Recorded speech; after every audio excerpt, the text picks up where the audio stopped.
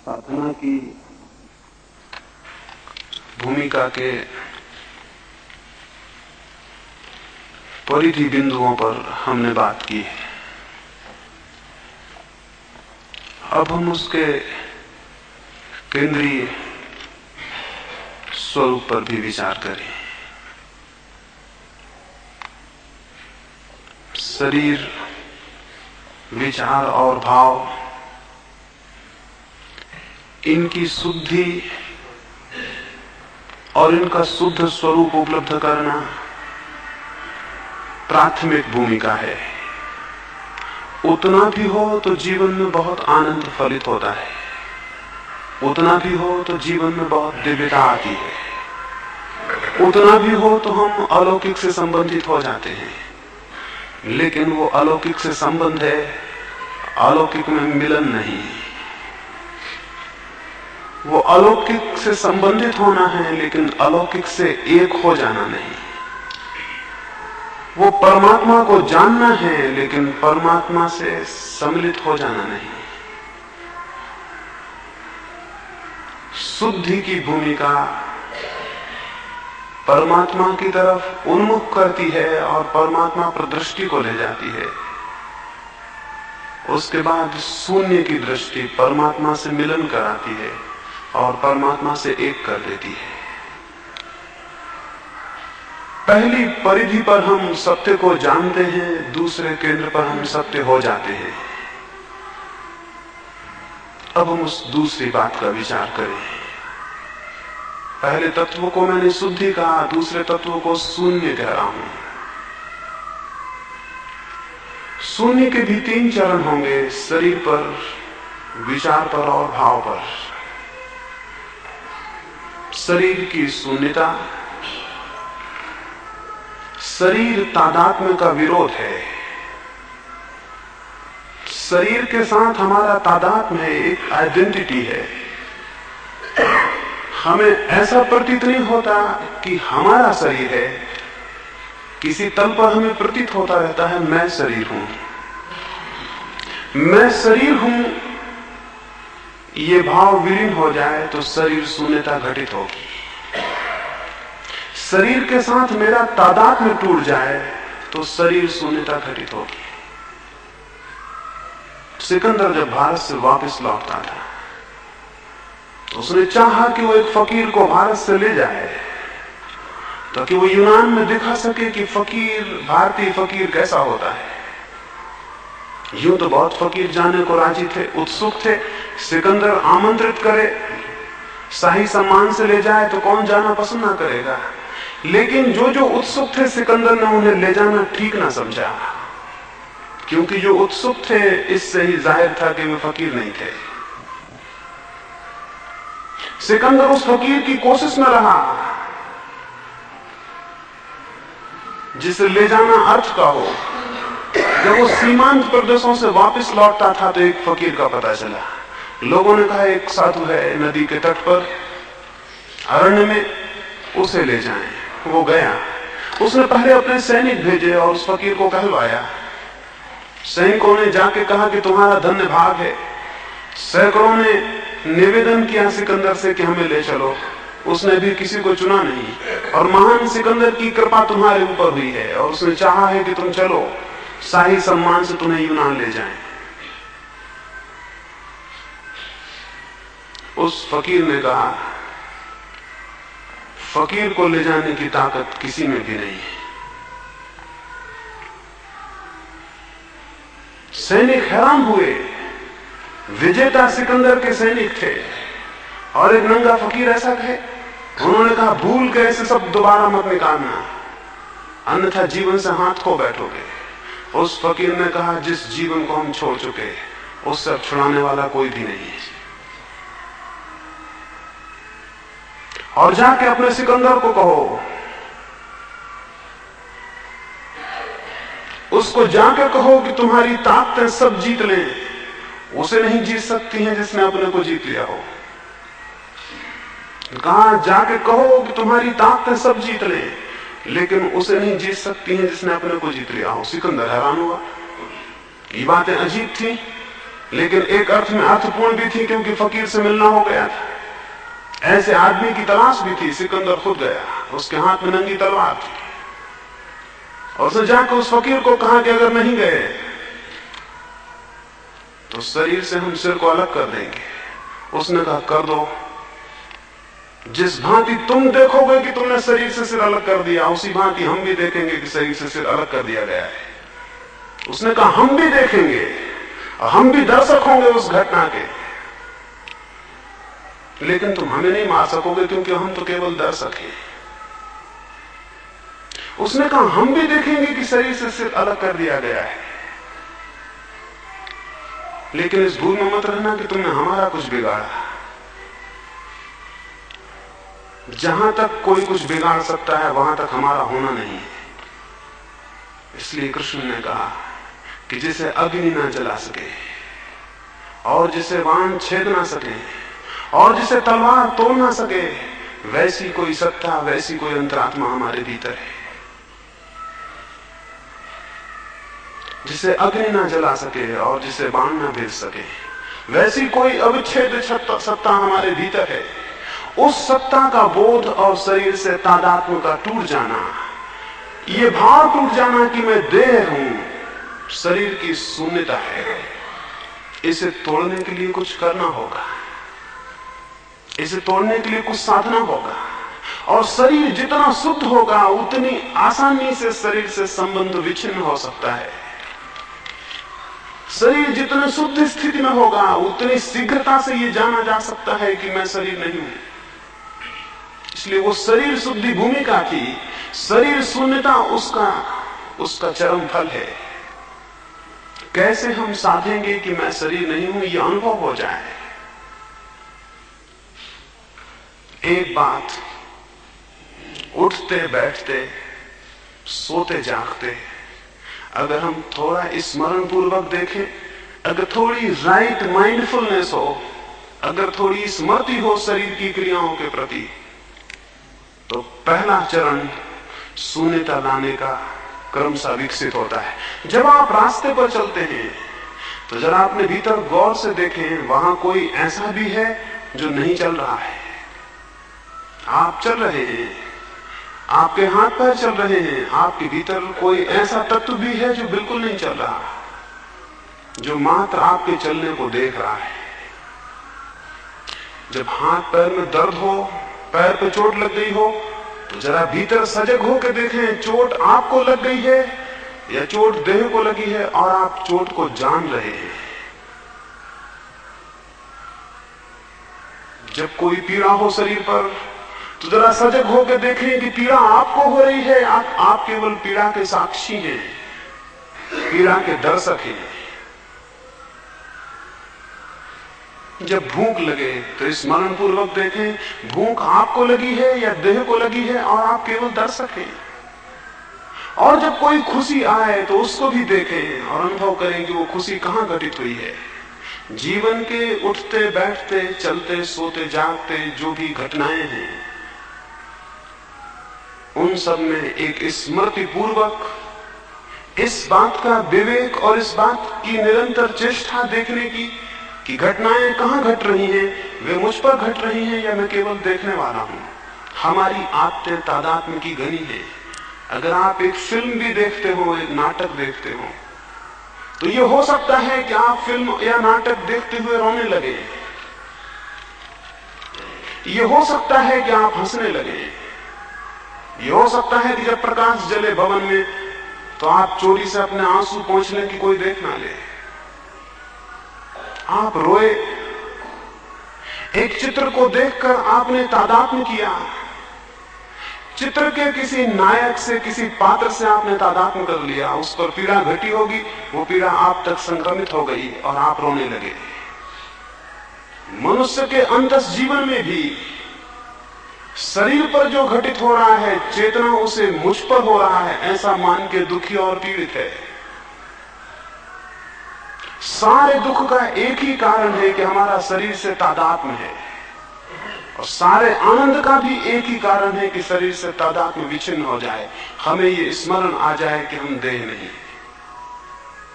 तो उसके लिए सम्यक स्मृति, देह की क्रियाओं के प्रति सम्यक स्मृति, राइट अवेयरनेस, देह की क्रियाओं का सम्यक दर्शन, सम्यक निरीक्षण प्रक्रिया है।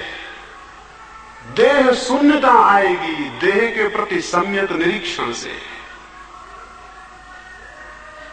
ये निरीक्षण करना जरूरी है। जब रात्रि बिस्तर पर सोने लगे तो ये स्मरण पूर्वक देखना जरूरी है कि मैं नहीं, मेरी देह बिस्तर पर जा रही है। और जब सुबह बिस्तर से उठने लगे तो स्मृति पूर्वक ये स्मरण रखना जरूरी है कि मैं नहीं, मेरी देह बिस्तर से उठ रही है। नींद मैंने नहीं ली है, नींद केवल देह ने ली है। और जब भोजन करें तो जाने कि भोजन केवल देह ने किया है। और जब वस्त्र पहने तो जाने कि वस्त्र केवल देह को ढकते हैं, मुझे नहीं। और जब कोई चोट करे तो स्मरण पूर्वक आप जान सकेंगे कि चोट देह पर की गई है, मुझे नहीं। इस भांति सतत बोध को जगाते जगाते किसी क्षण विस्फोट होता है और तादात्म्य टूट जाता है। आप जानते हैं, जब आप स्वप्न में होते हैं तो आपको अपने देह की स्मृति नहीं रह जाती। और आप जानते हैं, जब आप गहरी निद्रा में जाते हैं तो आपको अपनी देह का पता रह जाता है, क्या आपको अपना चेहरा याद रह जाता है। आप अपने भीतर जितने गहरे जाते हैं उतने ही अनुपात में देह भूलती चली जाती है। स्वप्न में देह का पता नहीं होता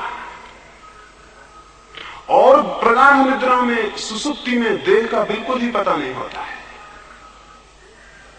जब वापस होश आना शुरू होता है, क्रमशः देह का तादात्म्य जागता है। किसी दिन सुबह जब नींद खुल जाए, एक क्षण अंदर देखना आप देह हैं, तो आपको धीरे धीरे दिखाई पड़ेगा स्पष्ट देह का तादात्म्य जग रहा है, पैदा हो रहा है। इस देह के तादात्म्य को तोड़ने के लिए एक प्रयोग है, जो अगर महीने में 1-2 बार आप करते रहे तो देह के तादात्म्य के तोड़ने में सहयोग होगा। उस प्रयोग को थोड़ा सा समझ ले। जिस भांति हम रात्रि का ध्यान कर रहे हैं, उसी भांति सारे शरीर को शिथिल छोड़कर, प्रत्येक चक्र पर सुझाव देकर शरीर को शिथिल छोड़कर,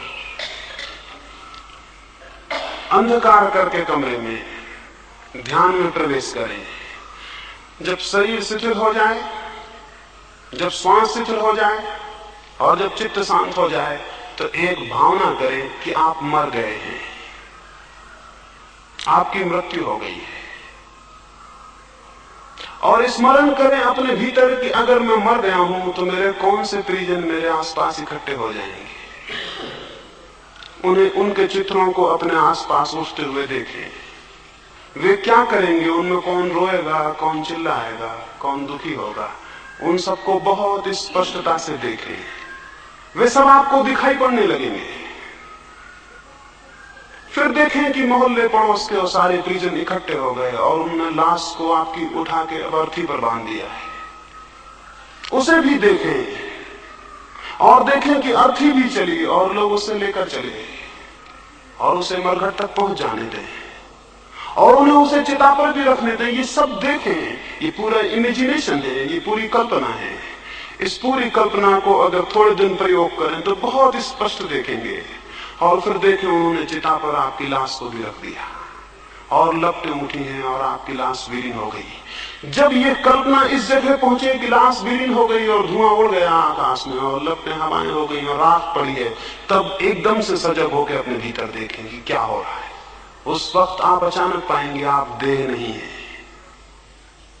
उस वक्त तादात्म्य एकदम टूटा हुआ हो जाएगा। इस प्रयोग को अनेक बार करने पर, जब आप उठाएंगे प्रयोग करने के बाद भी, चलेंगे, बात करेंगे और आपको पता लगेगा आप देह नहीं है। इस अवस्था को हमने विदेह कहा है। इस अवस्था को, इस प्रक्रिया के माध्यम से जो जानता है अपने को, वो विदेह हो जाता है। अगर ये 24 घंटे सब जाए और आप चलें, उठें, बैठें, बात करें और आपको स्मरण हो कि आप देह नहीं है, तो देह शून्य हो गई।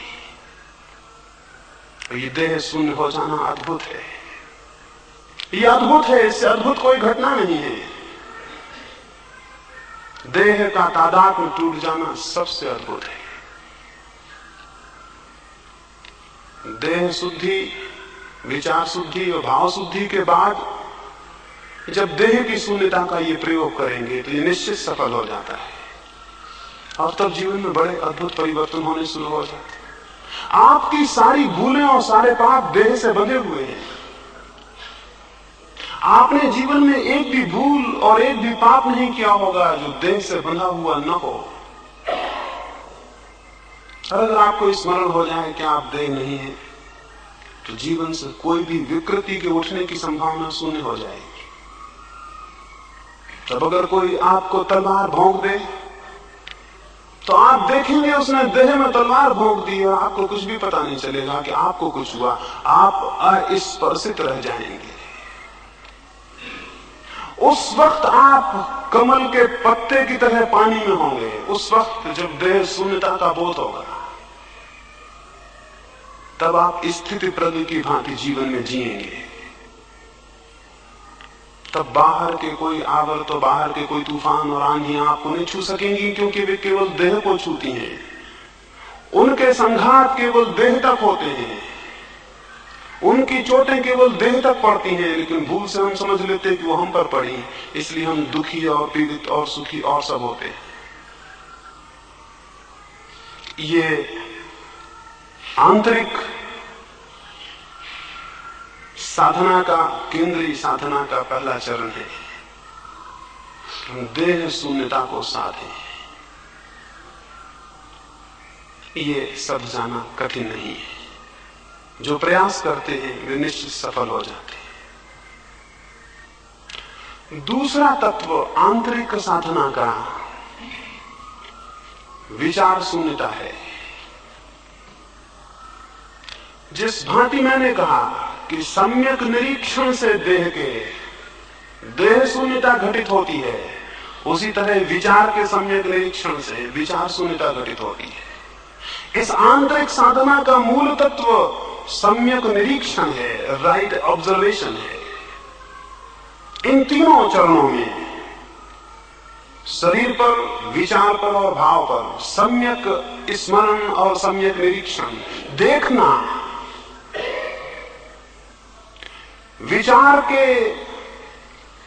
विचार की जो धाराएं हमारे चित्त पर दौड़ती हैं, कभी उनके मात्र निरीक्षक हो जाएं। जैसे कोई नदी के किनारे बैठा हो और नदी की भागती हुई धार को देखे, सिर्फ किनारे बैठा हो और देखे। या जैसे कोई जंगल में बैठा हो, पक्षियों की उड़ती हुई कतार को देखे, सिर्फ बैठा हो और देखे। या कोई वर्षा के आकाश को देखे और बादलों की दौड़ती हुई भागती पंक्तियों को देखे। वैसे ही अपने मन के आकाश में विचार के दौड़ते हुए मेघों को, विचार के उड़ते हुए पक्षियों को, विचार की बहती हुई नदी को चुपचाप तट पर खड़े होकर देखना है। जैसे हम किनारे पर बैठे हैं और विचार को देख रहे हैं। विचार को उन्मुक्त छोड़ दें, विचार को बहने दें और भागने दें और दौड़ने दें, और आप चुप बैठ के देखें। आप कुछ भी ना करें, कोई छेड़छाड़ ना करें, कोई रुकाव ना डालें, कोई दमन ना करें। कोई विचार आता हो तो रोके ना आता हो तो लाने की चेष्टा ना करें। आप मात्र निरीक्षक हों। उस मात्र निरीक्षण में दिखाई पड़ता है, अनुभव होता है, विचार अलग है और मैं अलग हूं। क्योंकि बोध होता है कि जो विचारों को देख रहा है वो विचारों से पृथक होगा, अलग होगा, भिन्न होगा। और जब ये बोध होता है तो अद्भुत शांति घनी होने लगती है, क्योंकि तब कोई चिंता आपकी नहीं है। आप चिंताओं के बीच में हो सकते हैं, चिंता आपकी नहीं है। आप समस्याओं के बीच में हो सकते हैं, समस्या आपकी नहीं है। आप विचारों से घिरे हो सकते हैं, विचार आप नहीं है। और अगर ये ख्याल आ जाए कि मैं विचार नहीं हूं, तो विचारों के प्राण टूटने शुरू हो जाते हैं, विचार निर्जीव होने लगते हैं। विचारों की शक्ति इसमें है कि हम ये समझें कि वो हमारे हैं। जब आप किसी से विवाद करने पर उतर जाते हैं तो आप कहते हैं मेरा विचार, कोई विचार आपका नहीं है, सब विचार अन्य हैं और भिन्न हैं, आपसे अलग हैं। उनका निरीक्षण एक कहानी कहूं समझ में आए। बुद्ध के पास ऐसा हुआ था, एक राजकुमार दीक्षित हुआ था। पहले दिन ही वो भिक्षा मांगने गया था। उसने जिस द्वार पर बुद्ध ने भेजा था भिक्षा मांगी, उसे भिक्षा मिली। उसने भोजन किया, भोजन करके वापस लौटा, लेकिन उसने बुद्ध को जाके कहा क्षमा करें, वहां मैं दोबारा नहीं जा सकूंगा। बुद्ध ने कहा क्या हुआ? उसने कहा कि ये हुआ कि जब मैं गया, 2 मील का फासला था, रास्ते में मुझे वो भोजन स्मरण आए जो मुझे प्रीतिकर है, और जब मैं उस द्वार पर गया तो उस श्राविका ने वही भोजन बनाए थे। मैं हैरान हुआ, मैंने सोचा संयोग है। लेकिन फिर यह हुआ कि जब मैं भोजन करने बैठा तो मेरे मन में यह ख्याल आया कि रोज अपने घर था, भोजन के बाद 2 क्षण विश्राम करता था, आज कौन विश्राम करने को कहेगा। और जब मैं ये सोचता था तभी उस श्राविका ने कहा, बनते अगर भोजन के बाद 2 क्षण रुकेंगे और विश्राम करेंगे तो अनुग्रह होगा, तो कृपा होगी, तो मेरा घर पवित्र होगा। तो मैं हैरान हुआ था, फिर भी मैंने सोचा कि संयोग होगा कि मेरे मन में ख्याल आया और उसने भी कह दिया। फिर मैं लेटा और विश्राम करने को था कि मेरे मन में यह ख्याल उठा कि आज न अपनी कोई सैया है न कोई साया है, आज दूसरे का छप्पर और दूसरे की दरी पर, दूसरे की चटाई पर लेटा हूं। और तभी उस श्राविका ने पीछे से कहा, भिक्षु न सैया आपकी है न मेरी है, और न साया आपका है न मेरा है। और तब मैं घबरा गया। अब संयोग बार बार होने मुश्किल थे। मैंने उस श्राविका को कहा, क्या मेरे विचार तुम तक पहुंच जाते हैं? क्या मेरे भीतर चलने वाली विचारधाराएं तुम्हें परिचित हो जाती हैं? उस श्राविका ने कहा, ध्यान को निरंतर करते करते अपने विचार शून्य हो गए हैं और अब दूसरों के विचार भी दिखाई पड़ते हैं। तब मैं घबरा गया और मैं भागा हुआ आया हूं और मैं क्षमा चाहता हूं, कल मैं वहां नहीं जा सकूंगा। बुद्ध ने कहा क्यों? उसने कहा कि इसलिए कि कैसे कहूं, क्षमा कर दें और ना कहें वहां जाने को। लेकिन बुद्ध ने आग्रह किया और उस भिक्षु को बताना पड़ा। उस भिक्षु ने कहा, उस सुंदर युवती को देखकर मेरे मन में विकार भी उठे थे, वे भी पढ़ लिए गए होंगे, मैं किस मुंह से वहां जाऊं? कैसे मैं उस द्वार पर खड़ा होऊंगा? अब दोबारा मैं नहीं जा सकता हूं। बुद्ध ने कहा, वहीं जाना होगा, ये तुम्हारी साधना का हिस्सा है। इस भांति तुम्हें विचारों के प्रति जागरण पैदा होगा और विचारों के तुम निरीक्षक बन सकोगे। मजबूरी थी, उसे दूसरे दिन फिर जाना पड़ा, लेकिन दूसरे दिन वही आदमी नहीं जा रहा था। पहले दिन वो सोया हुआ गया था रास्ते पर, पता भी न था कि मन में कौन से विचार चल रहे थे। दूसरे दिन वो सजग गया, क्योंकि अब डर था। वो होश पूर्वक गया और जब उसके द्वार पर गया तो क्षण भर ठहर गया। सीढ़ियां चढ़ने के पहले अपने को उसने सचेत कर लिया, उसने भीतर आंख गड़ा ली। बुद्ध ने कहा था, भीतर देखना और कुछ मत करना, इतना ही स्मरण रहे कि अनदेखा कोई विचार ना हो, अनदेखा कोई विचार ना हो, बिना देखे हुए कोई विचार निकल ना जाए, इतना ही स्मरण रखना बस।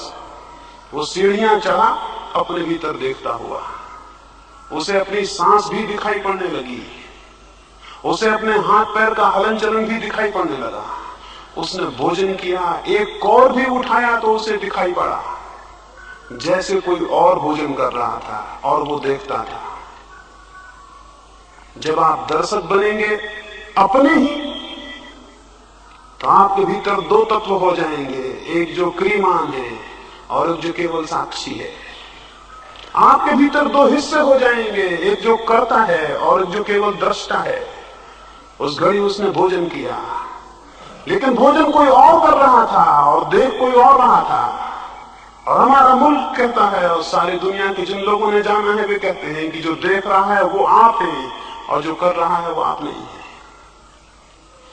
उसने देखा, वो हैरान हुआ, वो नाचता हुआ वापस लौटा। उसने बुद्ध को जाके कहा, धन्य है, मुझे कुछ मिल गया। दो अनुभव हुए हैं। एक तो यह अनुभव हुआ कि जब मैं बिल्कुल सजग हो जाता था तो विचार बंद हो जाते थे। उसका एक अनुभव तो यह हुआ कि जब मैं बिल्कुल सजग होकर देखता था भीतर तो विचार बंद हो जाते थे।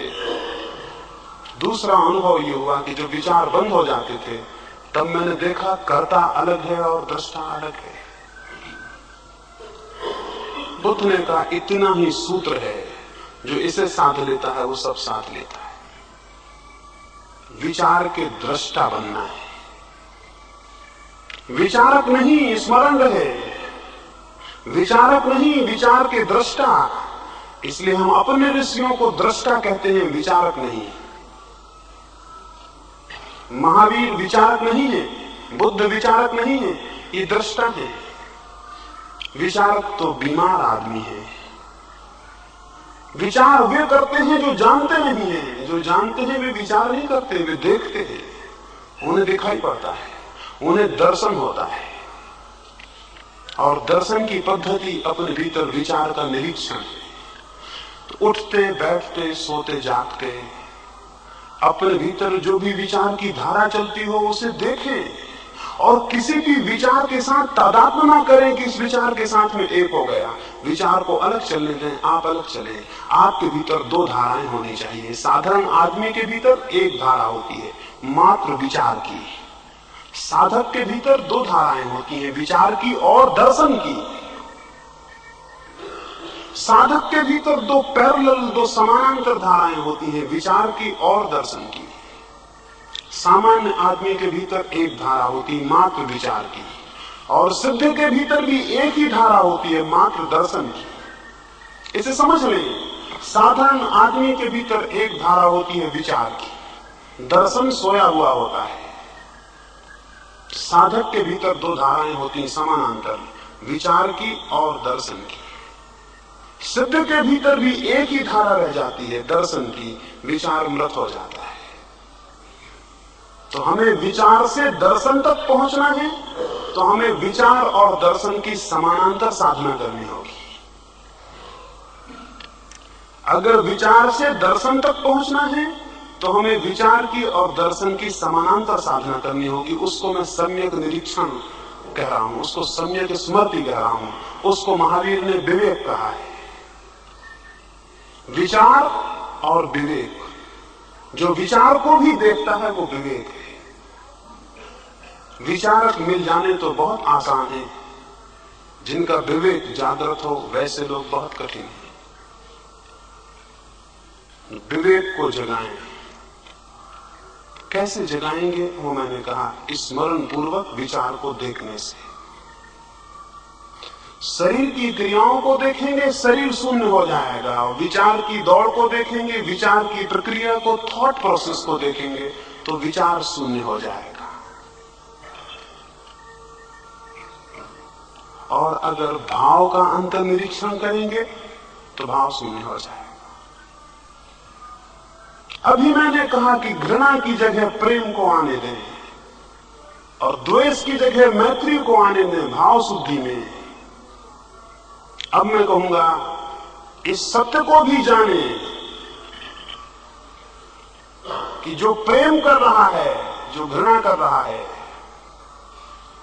उसके भी पीछे एक तत्व है जो केवल जान रहा है, जो न घृणा करता है और न प्रेम करता है। वो केवल साक्षी है। उसने देखा था कि कभी घृणा की गई, अब वो देख रहा है कि प्रेम किया जा रहा है, लेकिन वो केवल साक्षी है, वो केवल देखता है। जब मैं किसी को घृणा करता हूं तो क्या मेरे भीतर किसी बिंदु को ये पता नहीं चलता कि मैं घृणा कर रहा हूं?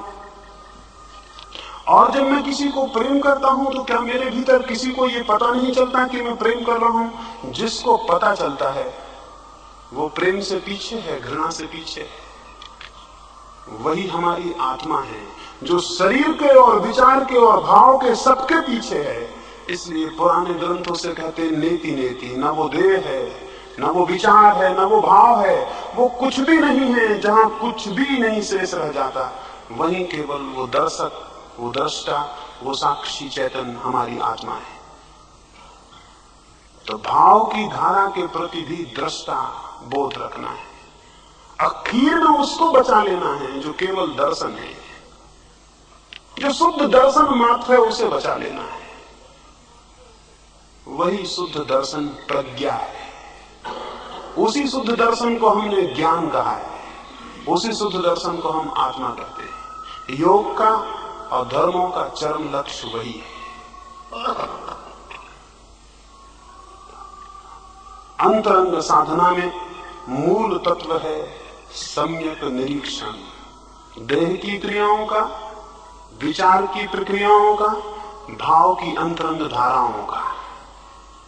इन तीनों परतों को जो पार करके साक्षी को पकड़ लेता है, उसे किनारा मिल गया। उसे किनारा क्या, उसे लक्ष्य मिल गया। और जो इन तीन में से किसी से बंधा रहता है, वो किनारे से बंधा हुआ है, उसे अभी लक्ष्य नहीं मिला। एक कहानी मैंने पढ़ी थी, सुनी थी। एक रात, पूर्णिमा की रात थी जैसे आज है, और चांद पूरा था और बहुत सुंदर रात थी। और कुछ मित्रों को हुआ कि वो नौका विहार को निकले। वे आधी रात गए, नौका विहार को गए और आनंद मनाने गए थे। तो उन्होंने नाव में प्रवेश के पहले खूब शराब पी, फिर वे नाव में बैठे, फिर उन्होंने पतवारें उठाई और नाव को उन्होंने चलाना शुरू किया। फिर उन्होंने बहुत नाव को चलाया।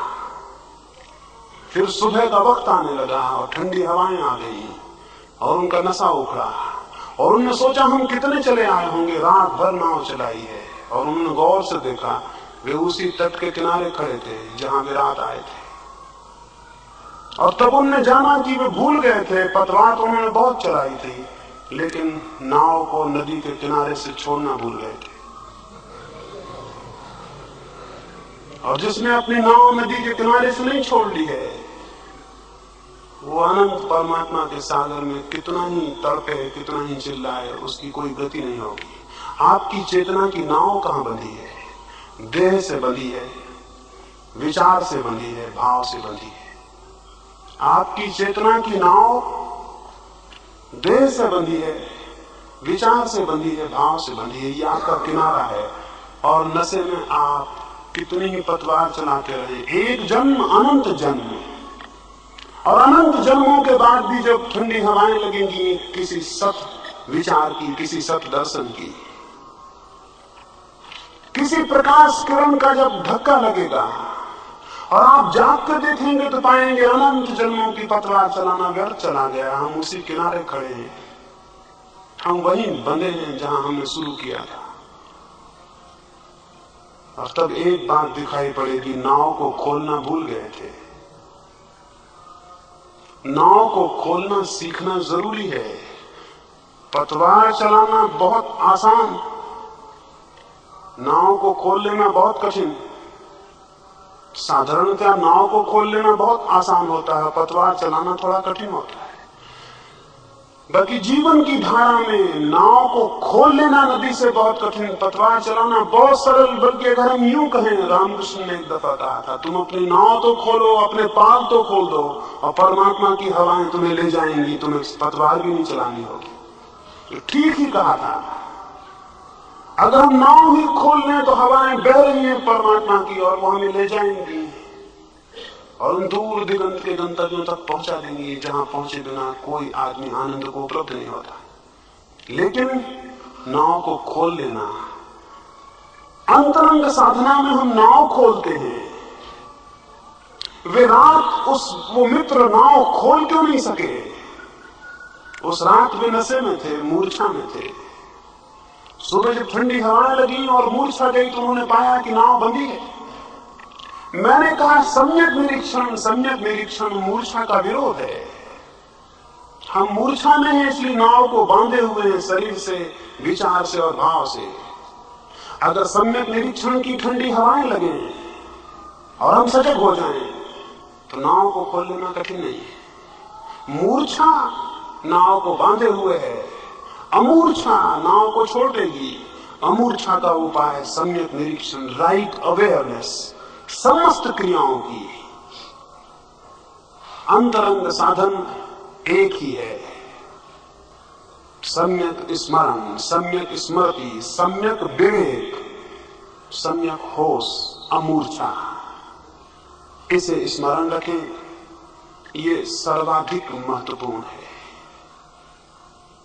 और इसका सतत प्रयोग करें और इसका निरंतर प्रयोग करें।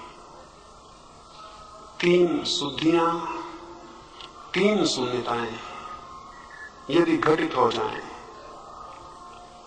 3 शुद्धियां 3 शून्यता को लाने में सहयोगी हैं। 3 शून्यताएं आ जाएं तो परिणाम में समाधि उत्पन्न होती है। समाधि द्वार है सत्य का, स्वयं का, परमात्मा का। जो समाधि में जागता है उसे संसार मिट जाता है। मिट जाने का अर्थ ये नहीं कि दीवारें मिट जाएंगी और आप मिट जाएंगे। मिट जाने का ये अर्थ, ये दीवारें न रह जाएंगी और आप न रह जाएंगे। मिट जाने का ये अर्थ, जब पत्ता हिलेगा तो पत्ता ही नहीं, वो प्राण भी दिखेगा जो पत्ते को हिलाता है। और जब हवाएं बहेंगी तो हवाएं ही नहीं दिखेंगी, वे सत्ताएं भी दिखेंगी जो हवाओं को बहाती हैं। और तब मिट्टी में कण कण में भी केवल मृण में ही नहीं दिखेगा, चिन्ह के भी दर्शन होंगे। संसार मिट जाएगा इस अर्थों में कि परमात्मा प्रकट हो जाएगा। परमात्मा संसार को बनाने वाला नहीं है। आज कोई मुझसे पूछता था किसने बनाया, हम पहाड़ के पास थे वहां घाटियों के, और कोई पूछता था ये घाटियां और ये दरख्त ये किसने बनाए। ये हम तब तक पूछेंगे कि किसने बनाए जब तक हम जानते नहीं। और जब हम जानेंगे तो हम ये ना पूछेंगे कि किसने बनाए, हम जानेंगे ये स्वयं बनाने वाला है। क्रिएटर कोई भी नहीं है, सृष्टा कोई भी नहीं है। सृष्टि ही सृष्टा है जब दर्शन होता है, जब दिखाई पड़ता है कि क्रिएशन ही क्रिएटर हो जाता है। ये जो चारों तरफ व्याप्त जगत है यही परमात्मा हो जाता है। संसार के विरोध में परमात्मा नहीं मिलता, संसार का बोध विसर्जित होता है, परमात्मा उपलब्ध हो जाता है। उस समाधि की अवस्था में सत्य का बोध होगा, आवृत सत्य का जो ढका है। और ढका किससे है? किसी और से नहीं, हमारी ही मूर्छा से ढका है। सत्य पर पर्दे नहीं है, हमारी आंख पर पर्दे हैं। इसलिए जो अपनी आंख के पर्दों को गिरा देगा वो सत्य को जान लेता है। और आंख के पर्दे कैसे गिराए जाएं उसकी मैंने चर्चा की है। 3 शुद्धियां और 3 शून्यताएं आंख के पर्दों को गिरा देंगी। जब आंख बिना पर्दे की होती है उसको हम समाधि कहते हैं। वो शुद्ध दृष्टि जो बिना पर्दे की होती है उसको हम समाधि कहते हैं। समाधि चरम लक्ष्य है धर्मों का, समस्त धर्मों का, समस्त योगों का। ये हमने विचार किया, इस पर चिंतन करेंगे, इस पर मनन करेंगे, इस पर निधिध्यासन करेंगे, इसे सोचेंगे, इसे विचारेंगे, इसे प्राणों में उतारेंगे। जो माली की तरह बीज को बोएगा वो फिर एक दिन खुश होकर देखेगा उसमें फूल खिल गए। और जो श्रम करेगा और खदानों को तोड़ेगा वो एक दिन पाएगा हीरे जवाहरात उपलब्ध हो गए। और जो पानी में डूबेगा और गहराइयों तक जाएगा वो एक दिन पाएगा कि वो मोतियों को ले आया है। जिनकी भी आकांक्षा हो और जिनके भी पुरुषार्थ को लगता हो कि कोई चुनौती है, उनके प्राण कंपित होंगे, आंदोलित होंगे और वे अग्रसर होंगे। किसी पहाड़ पर चढ़ना उतनी बड़ी चुनौती नहीं है, स्वयं को जान लेना सबसे बड़ी चुनौती है। और जो ठीक अर्थों में पुरुष हैं, जो ठीक अर्थों में जिनके भीतर कोई भी शक्ति और ऊर्जा है, उनका ये अपमान है कि बिना स्वयं को जाने वे समाप्त हो जाएं। प्रत्येक के भीतर ये संकल्प भर जाना चाहिए कि मैं सत्य को जानकर रहूंगा, स्वयं को जानकर रहूंगा, समाधि को जानकर रहूंगा। इस संकल्प को साधकर और इन भूमिकाओं को प्रयोग करके आप भी सफल हो सकते हैं, कोई भी सफल हो सकता है। ये बात आप विचार करेंगे। अब हम रात्रि के ध्यान के लिए बैठेंगे। रात्रि के ध्यान के संबंध में फिर थोड़ा सा आपको कह दूं। कल मैं आपको बताया शरीर में 5 चक्रों की बात कही। उन 5 चक्रों से बंधे हुए अंग हैं। उन चक्रों को यदि हम शिथिल करें और शिथिल होने का भाव करें तो वे अंग उनके साथ साथ शिथिल हो जाते हैं। पहला चक्र है मूलाधार। जननेंद्रिय के निकट मूलाधार की धारणा करेंगे कि मूलाधार चक्र है और उस चक्र को हम शिथिल होने का आदेश देंगे कि मूलाधार शिथिल हो जाओ। पूरे मन से और पूरी आज्ञा देनी चाहिए कि मूलाधार शिथिल हो जाओ। आप सोचेंगे हमारे कहने से क्या होगा? आप सोचते होंगे हम कहेंगे पैर शिथिल हो जाओ, पैर शिथिल कहते हो कैसे हो जाएंगे? हम कहेंगे कि शरीर जड़ हो जाओ, शरीर जड़ कैसे हो जाएगा? आप थोड़े सोच समझ के अगर हो तो इतना आपको ख्याल नहीं आता। जब आप कहते हैं हाथ रुमाल उठाओ तो हाथ रुमाल कैसे उठाता है? और जब आप कहते हैं पैर चलो तो पैर चलते कैसे हैं? और जब आप कहते हैं कि पैर मत चलो तो पैर रुक कैसे जाते हैं? ये शरीर का अणु अणु आपकी आज्ञा मानता है। अगर ये आज्ञा न माने तो शरीर चल ही नहीं सकता। आप आंखों से कहते हैं बंद हो जाओ तो आंखें बंद हो जाती है। भीतर विचार होता है कि आंख बंद हो जाए और आंख बंद हो जाती है। क्यों? विचार में और आंख में कोई संबंध नहीं होगा। नहीं तो आप भीतर बैठे सोच रहे हैं तो आंख बंद हो जाए और आंख बंद नहीं हो रही। और आप सोच रहे हैं कि पैर चलो, वो पैर बैठे हुए। मन जो कहता है वो तत्क्षण शरीर तक पहुंच जाता है। अगर हमको थोड़ी समझ हो तो हम शरीर से कुछ भी करवा सकते हैं। ये जो हम करवा रहे हैं केवल प्राकृतिक है। लेकिन क्या आपको पता है कि ये भी एकदम प्राकृतिक नहीं है, इसमें भी सुझाव काम कर रहे हैं। क्या आपको पता है अगर एक आदमी के बच्चे को जानवरों के बीच पाला जाए तो वो सीधा खड़ा होगा? वैसी घटनाएं घटी हैं। वह पीछे लखनऊ के पास जंगलों में घटना घटी। एक लड़का पाया गया जिसे भेड़ियों ने पाला। भेड़ियों का शौक है कि बच्चों को गांव से उठा ले जाना और कभी कभी भेड़ियों उनको पाल भी लेते हैं। ऐसा जमीन पर कई घटनाएं घटी हैं। अभी पिछले 4 वर्ष पहले जंगल से 14-15 वर्ष का लड़का लाया गया जो भेड़ियों ने पाला। छोटे बच्चों को गांव से उठा ले गए और फिर उन्होंने उसको दूध पिलाया और पाल लिया। वो 14 वर्ष का लड़का बिल्कुल भेड़िया था। वो 4 हाथ पैर से चलता था, सीधा खड़ा नहीं होता था और वो भेड़ियों की तरह आवाज निकालता था और खूंखार था और खतरनाक था। और आदमी को पा जाए तो कच्चा खा सकता था, लेकिन वो कोई भाषा नहीं बोलता था। 15 वर्ष का बच्चा भाषा क्यों नहीं बोलता?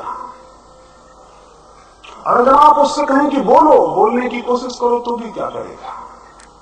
और 15 वर्ष का बच्चा सीधा खड़ा क्यों नहीं होता? उसे सुझाव नहीं मिले सीधे खड़े होने के, उसे ख्याल नहीं मिला सीधा खड़े होने का। जब आपके घर में छोटा बच्चा पैदा होता है, आपको सबको चलते देख के उसे ये सुझाव मिलता है कि चला जा सकता है। उसे ये ख्याल मिलता है कि 2 पैर पर सीधा खड़ा हुआ जा सकता है।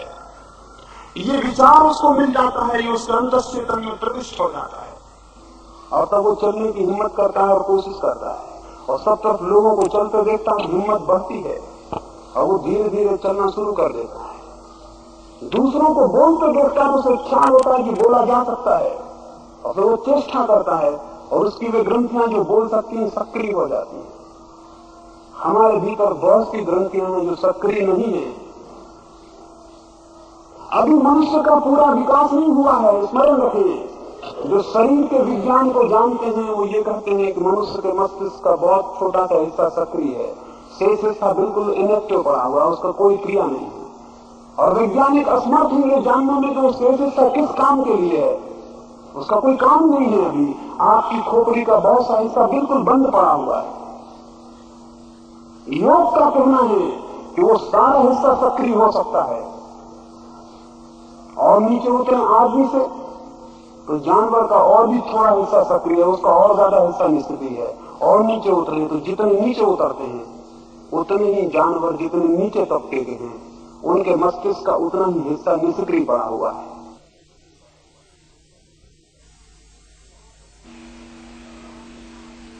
काश हम महावीर और बुद्ध का दिमाग खोल पाते तो हम पाते तो उनका सारा हिस्सा सक्रिय है, उसमें निष्क्रिय कुछ भी नहीं है।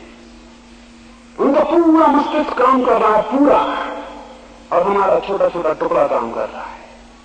अब जो शेष काम नहीं कर रहा है उसके लिए सजग करना होगा, सुझाव देने होंगे, चेष्टा करनी होगी। योग ने चक्रों के माध्यम से मस्तिष्क के उसी हिस्से को सक्रिय करने के उपाय किए हैं। योग विज्ञान है, और एक वक्त आएगा कि दुनिया का सबसे बड़ा विज्ञान योग ही होगा। ये जो 5 चक्रों की मैंने बात कही, इन 5 चक्रों पर ध्यान को केंद्रित करके सुझाव देने से वे अंग तत्क्षण शिथिल हो जाएंगे। मूलाधार को हम सुझाव देंगे और साथ में भाव करेंगे कि पैर शिथिल हो रहे हैं, पैर शिथिल हो जाएंगे। फिर ऊपर बढ़ेंगे, नाभि के पास स्वाधिष्ठान चक्र को सुझाव देंगे और नाभि के आसपास का सारा यंत्रजाल शिथिल हो जाएगा। फिर और ऊपर बढ़ेंगे, हृदय के पास अनाहत चक्र को सुझाव देंगे, हृदय का सारा संस्थान शिथिल हो जाएगा। फिर और ऊपर बढ़ेंगे और आंखों के बीच आज्ञा चक्र को सुझाव देंगे तो चेहरे के सारे स्नायु शिथिल हो जाएंगे। और ऊपर बढ़ेंगे और चोटी के पास सहस्त्रार चक्र को सुझाव देंगे तो मस्तिष्क की सारी अंतस की अंदरूनी सारा का सारा यंत्र शिथिल होकर शांत हो जाएगा। इसको जितनी परिपूर्णता से भाव करेंगे उतनी परिपूर्णता से ये बात घटित होगी, और कुछ दिन निरंतर अभ्यास करने से परिणाम आने शुरू होंगे। अगर जल्दी परिणाम न आए तो घबराना नहीं, अगर बहुत जल्दी कुछ घटित ना हो तो कोई बेचैन होने की बात नहीं है। साधारण सी चीजें हम सीखते हैं, वर्षों लग जाते हैं। जो आत्मा को सीखने को उत्सुक हो उसे जन्म भी लग जाए तो थोड़ा समय है। तो बहुत संकल्प से, बहुत प्रतीक्षा से और बहुत शांति से प्रयोग करने से परिणाम अवसंभावी है। इन 5 चक्रों को सुझाव देकर शरीर को शिथिल करेंगे, फिर श्वास को शिथिल करने के लिए मैं कहूंगा तो उसे ढीला छोड़ देंगे, और मैं कहूंगा श्वास शांत हो रही तो भाव करेंगे, फिर अंत में मैं कहूंगा विचार शून्य हो रहे, मन शून्य हो रहा। ये तो प्रयोग होगा ध्यान का। इस ध्यान के पहले 2 मिनट भाव करेंगे और 2 मिनट भाव करने के पहले संकल्प करेंगे 5 बार।